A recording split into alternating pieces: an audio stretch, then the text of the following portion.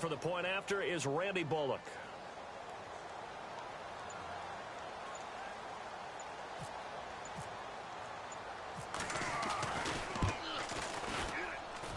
And this is up and good to make it 7-3.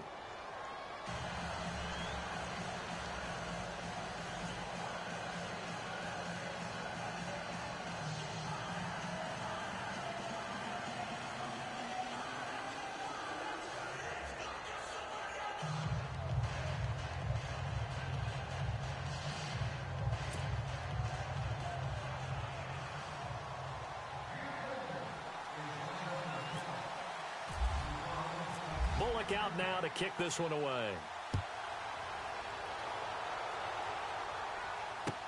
That'll be taken in the end zone. And this return net's positive as he gets past the 25 and up to the 27-yard line. Heading out as the Cleveland offense now as they get set to take over here. And a tight game after punting last time. See if they can get something going on this drive. As they head to the field now, with the game this close, you got to feel there's a sense of urgency for them going on offense right now. But they have to do it without letting panic creep in and affect their play. And he's able to get this one up to his 30 before he's out of bounds. The completion good for 3, and it's second down.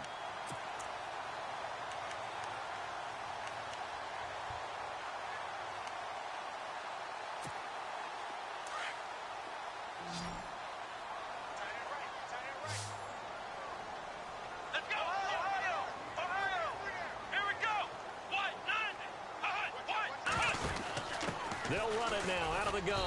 And tough going there as he'll only get it up to about the 31. Just a 1-yard pickup there, and it's going to make it third down at 6. Partner, we know today's NFL is really built around the guy throwing the football.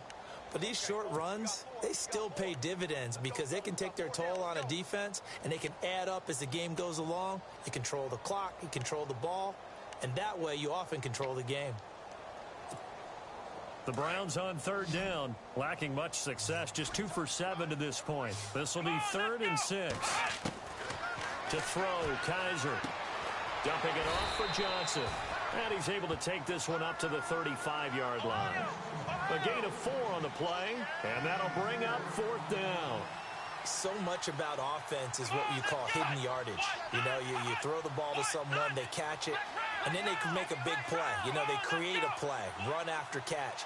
They did a really nice job there of limiting that and keeping them from a first down. Yeah, stopped him in his tracks. Oh, and now movement and a whistle, and they may have to rethink their plans on 4th down.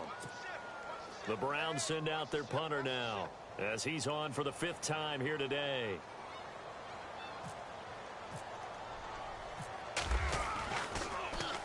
And he deserves a bronze leg as he gets this one away. Good open field tackling there. A 50-yard punt followed by just a 1-yard return. And the Bengals will take over here 1st and 10.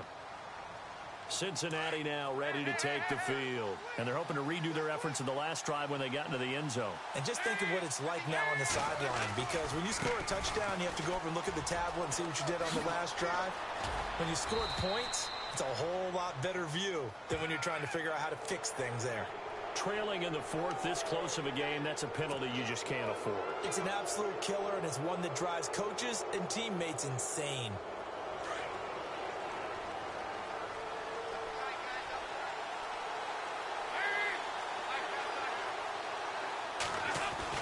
Now Dalton with a 1st and 10. Escaping the pressure right. And some room to roam now. He'll get 5 out of the scramble. It's 2nd down. I like his thought process and his ability to move and get downfield. But what I didn't like was the final decision, to go out of bounds. They want to keep the clock moving. Instead, they give the defense an extra timeout.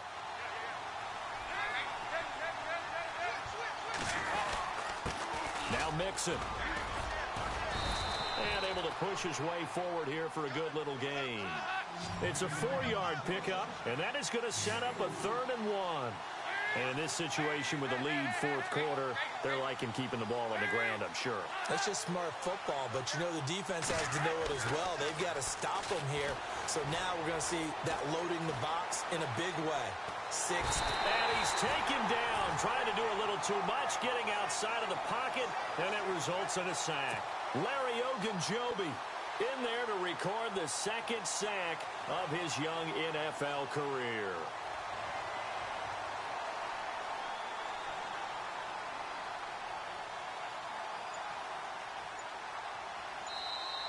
And now before they run this play on 4th and 1, we're going to get a break and a timeout. It's just their first. They'll be down to 2 remaining as we step aside here in the fourth quarter.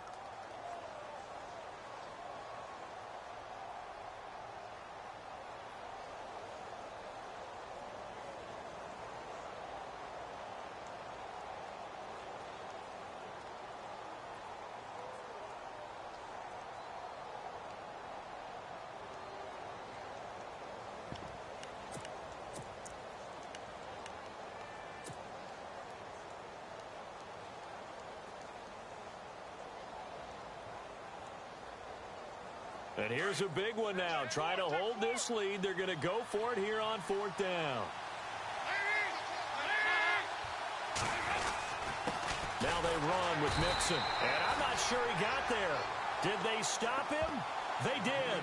Denied on 4th down is Joe Mixon. And this Browns defense stands tall. Here comes the Browns offense back onto the field. And right now these guys, they're shuffling a little bit, maybe doubting, because 3 straight drives have ended with them punting the football away. Yeah, so you start pointing fingers at each other a little bit, asking a lot of questions. What are you seeing? What are you getting?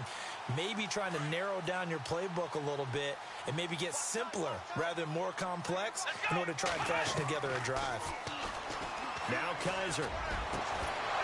He couldn't quite hold it. Got hit. Ball pops out. Incomplete. A pretty good coverage there, and both of these defenses, they've had good coverage throughout this one. No doubt about it, and in today's NFL, where we're used to a bit more scoring, this feels almost like a well-pitched game in baseball on both sides where the tension continues to build. Who's going to make the big play? On 2nd down, Kaiser again. And incomplete there. A nice hit. Jars the ball free and brings up 3rd down. It's a lot of contact going on there, and in the end, unable to keep 2 hands on the football and bring it into his body. Everything looked pretty good until the finish. Possibly a turning point. Big play coming. This is 3rd and long. Kaiser to throw it. Oh, he can't hang on to it. Almost intercepted. They would have loved the first pick of the game there, but at least it does get them to 4th down. I guess they're in a situation now, 4th quarter, where they're forced to take some chances, but I don't know that that was the type of a chance you want to take. And that one could very easily have been intercepted, and if it does get picked off, that could possibly seal this one. The Browns send out their punter now, as they're forced to kick for the 6th time today.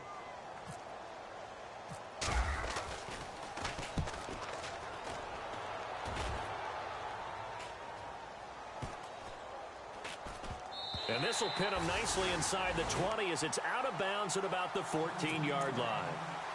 Cincinnati now ready to take the field. And this offense last time turned it over, went for it on 4th, didn't get it. They're lucky, though, because no points against the team on the board, but we'll see how they respond. Yeah, they've got to get a lot of credit to their defensive teammates, don't they? They had their backs on that last series, and because they did so, that allows the coach to still stay aggressive on offense and maybe go for it again in a similar situation. I was going to say maybe makes that offense feel good, but when you know you've got a defense making stands like that. Yeah, that'll loosen up things a little bit, won't it? Maybe you'll play a little bit better the next time you have the ball. He'll wind up losing a yard on the play, and that'll bring up a 2nd and 11.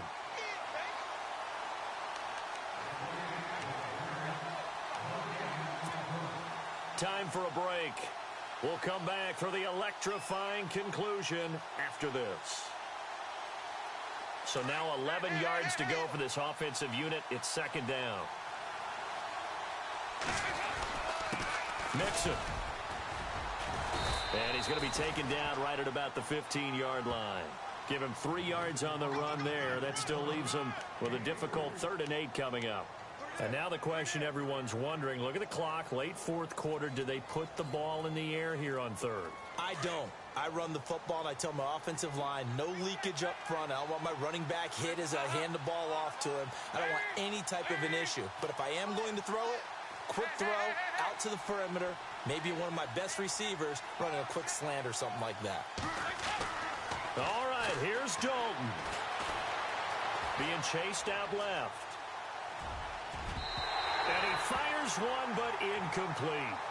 So he's unable to complete it there, and just not the game that you would expect from him. He's been off the mark, really start to finish. Yeah, it makes you wonder what exactly is going on. Is he a little bit dinged up here, or is it just off just by a bit? Maybe he can get it back in this situation. He'll need to. He's averaging just under 50 yards a punt as he gets this away. And taken right on the 30. Officially, that'll go as a 52-yard punt. Not too shabby. And out will come the offense as they take over. The Browns offense heading back out to take possession. They're down here in a one-score game. But the time, it's a factor, but it's not a huge factor right now, is it? It's really not, because this amount of time gives them a chance to run their offense, to go through play sequences. And this is what they work on every week in practice, usually on a Friday. They go over this type of a situation, late game situation. What are we going to do when we have the opportunity? They've called these plays a bunch of times. Now's their chance to execute them. They have the opportunity now. Here's the execution. 2nd down following the incompletion. Let's go. They'll look to throw. And he can't corral it. That would have wrapped it up if he'd been able to hold on. Instead, it brings up 3rd down. So back-to-back incompletions, now 3rd and 10. And first things first, before you think about marching the ball down the field, you got to move the chains. You're exactly right. Got to get back into focus here. Get the first down. That's what's vital to them. Back to throw. He's got his tight end in Njoku. And he's got the first down as he's up to the 45-yard line. A good pickup there for the Browns, 15 yards. He'll look to throw. To the right side and complete to Njoku. Give him 9 there on the first down completion. David Njoku, nearly 17 yards a catch in college. Those are wide receiver numbers. Yeah, went to Miami. Brad Kaya was his quarterback. They were a really good combo. Also, how about the wingspan of the young rookie? 35.25-inch arms. Quarterbacks love that. That catch radius, huge. And what he does after the catch, really impressive. And the hit jarred it loose. It's incomplete. Now we're in the situation where the quarterback's got to take full charge of his huddle. Got to totally command it, make sure all eyes are on him. All focus is locked in. Going to call multiple plays and go over different situations and scenarios to make sure everyone is on the same page. The Browns on 3rd down. They're hitting at just 30%, 3 for 10. They need just a yard here. It's 3rd and 1. Back to throw. Steps away to his left. And that is incomplete. What a great sequence by this defense so far. They've given him nowhere to go with the football. And they just have to make it stand up one more time, because it appears that they've got their number. Can they not have a slip up here and allow the touchdown? Down 4 late. Got to go for it here on 4th down. Got to try it here. He's back to throw. And an alley to run. Oh, no, he lost the football. And the Bengals grab it. And his guys are going to take over at the 31-yard line. And they're going to come up empty here on 4th down. Well, that simply is a missed opportunity. They're in position. If they take the ball downfield and score, they've got a chance to win the game. Instead, they cough it up.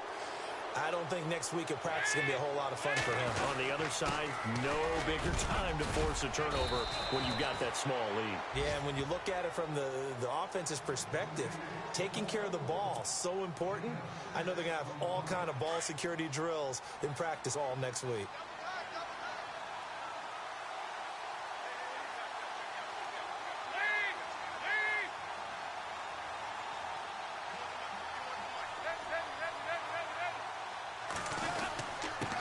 And they give this time to the tailback.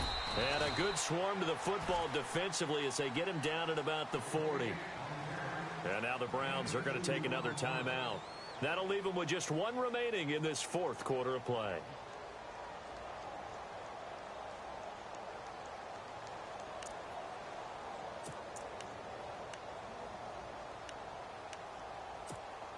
Now the Bengals on third down. They're struggling. 0 for 6 thus far. Here it's 3rd and 2.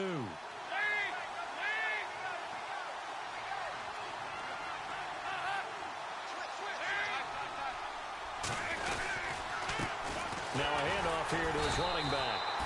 No gain there on the play, and that's going to leave him with a 4th down. Now here's a whistle and a timeout. It's called by the receiving team here. That'll be their 3rd and final stoppage here as we step aside.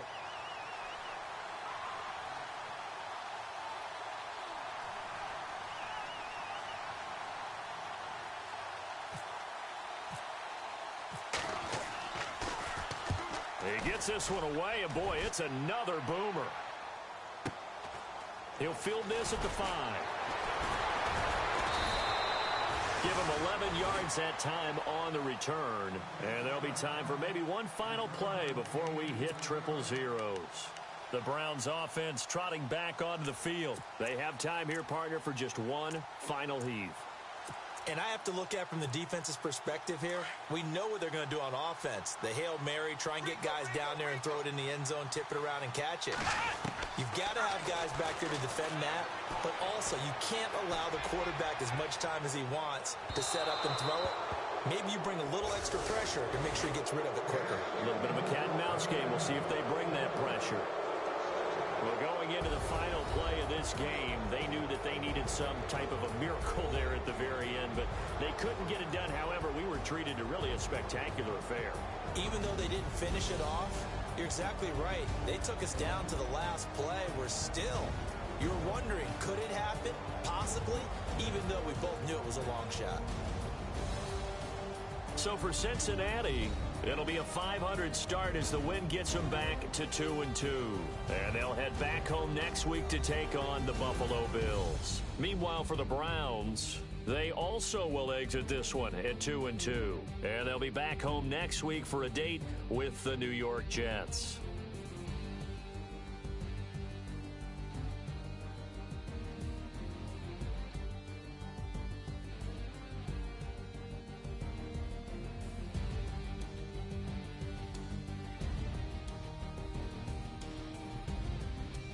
That'll do it for us. For Charles Davis and all our hardworking crew, I'm Brandon Gaudin. You've been watching the NFL on EA Sports. For more, find us on Twitter at EA Madden NFL. With that, we say so long from Cleveland.